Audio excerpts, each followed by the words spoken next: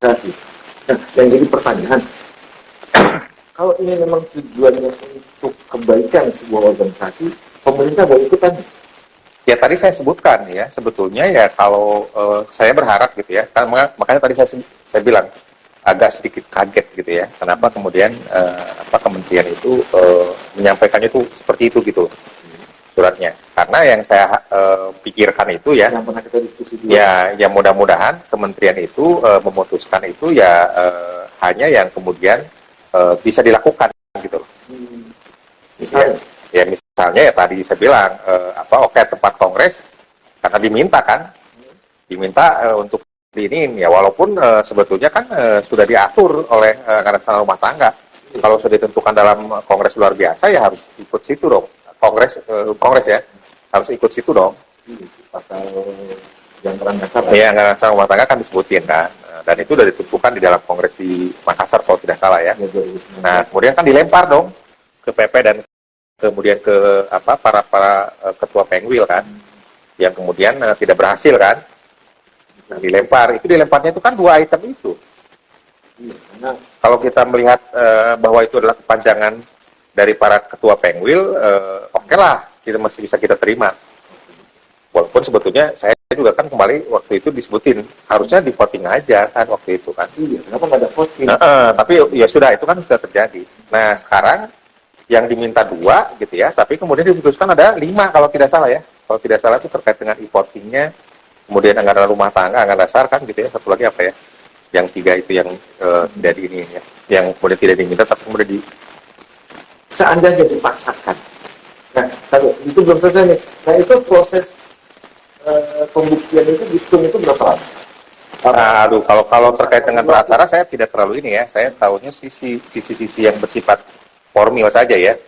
Pertanyaan terkait dengan berapa lama tentu agak sulit ya, karena saya bukan pengacara juga ya. Artinya yang penting parameter apa yang kemudian bisa dijadikan landasan terkait dengan yang disebut sebagai gugatan PTUN, gugatan ke pengadilan negeri gitu ya. Kalau gugatan ke pengadilan negeri itu kan dalam konteks perdata misalkan terkait dengan PMH, misalkan perbuatan melawan hukum ya. Dalam konteks PTUN itu adalah sesuatu yang keputusan atau kemudian yang bersifat konkret, yang bersifat individual. Nah, konkretnya kan sudah sangat jelas ya. Individualnya juga hanya mengacu kepada konteks notaris kan, Ikatan Notaris Indonesia. Itu menurut saya memang memenuhi syarat, walaupun tadi saya sebutkan terkait dengan harus ditambah dengan bahwa notaris yang merasa dirugikan, merasa keberatan itu harus mengajukan keberatan kepada menteri kan. Itu kalau masalah waktu tentu agak sulit ya, karena bukan pelaku langsung dalam konteks bagaimana beracara di pengadilan. Intinya poin yang penting itu berarti surat ini harus jelas dasarnya kenapa ini dikeluarkan. Ya betul. Jadi ditanya dong, kita keberatan. Saya misalkan saya sebagai penggugat, saya keberatan. Alasannya apa? Kita harus digantikan alasan kenapa keberatan surat yang dikeluarkan itu. Betul, misalkan satu item bahwa keputusan terkait dengan tempat kongres sudah diputuskan di dalam kongres dulu 2019 yang kemudian itu tertuang di dalam anggaran dasar, anggaran rumah tangga, pasal C dan seterusnya. Kedua, karena ini betul, bla bla bla gitu kan. Nah itu kan bagaimana kemudian kita merumuskannya itu mungkin lebih jauh nanti bisa dilihat di dalam anggaran dasar rumah tangga. Nah itu diajukan, disampaikan. Tunggu beberapa waktu, 14 hari ya. Kalau ternyata tidak diberikan jawaban juga, kita bisa langsung. Kalau diberikan jawaban, juga apakah jawabannya itu memenuhi kualifikasi nggak? Nah, tadi kan ada bilang dicabut atau tidak. Nah itu apakah dimasukkan di dalam surat permohonan itu? Tentu permohonan ya bisa juga disampaikan bahwa karena keberatan ya mohon untuk dicabut kan. Tapi kan pasti tidak akan mungkin lah dicabut. Pastilah tidak akan mungkin. Susah ya ngomongnya. Ya, kalau udah masa dari satu orang dalam tanda petik bisa gitu kan. Misalkan atau 2 orang atau 3 orang atau 10 orang gitu ya. Nah, tadi kan kamu bilang ini bisa masuk ranah, itu bisa masuk ranah PN. Iya, kalau PN itu berarti kan terkait dengan gugatan perdata ya. Adanya perbuatan melawan hukum. Di mana? Nah, apakah perbuatan melawan hukum itu diukur dari sesuatu yang semata-mata terkait dengan uang semata-mata kan gitu ya. Kan perbuatan melawan hukum itu bisa saja kemudian dinilai bahwa itu adalah ada kerugian imaterial. Imaterial. Ya, gua harusnya Kongres itu di Jabar. Ini Jabri Banten nih. Jabri Banten. Banten gitu ya. Banten. Kan gue jadi satu. Iya, tapi kan ongkos ke Bandung, dari Semarang ke Bandung dengan ongkos dari Semarang ke BSD, beda nggak? Ya, beda lah. Nah itu.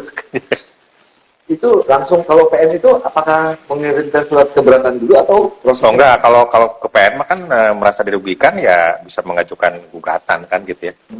Tentu juga harus pihak-pihaknya juga harus memadai kan gitu ya. Siapa yang tergugatnya, tergugatnya kan gitu ya. Itu langsung ke, nah ini PN kan banyak kan. Ya PN di tempat di mana yang kemudian menjadi tergugat tadi. Siapa? Kementerian di mana? Jakarta Selatan. Jakarta Selatan. Kalau Kuningan berarti kan Jakarta Selatan. Ya, kementerian itu di Jakarta Selatan, berarti ke PN Jakarta Selatan. Ya. Berarti itu diajukan langsung ke sana. Ya, itu urusan pengacara didaftarkan gugatan. Ya perkara gugatannya diterima atau tidak itu hal lain kan ya. Tapi yang penting orang yang merasa dirugikan itu harus membuktikan bahwa dia itu ada kerugian.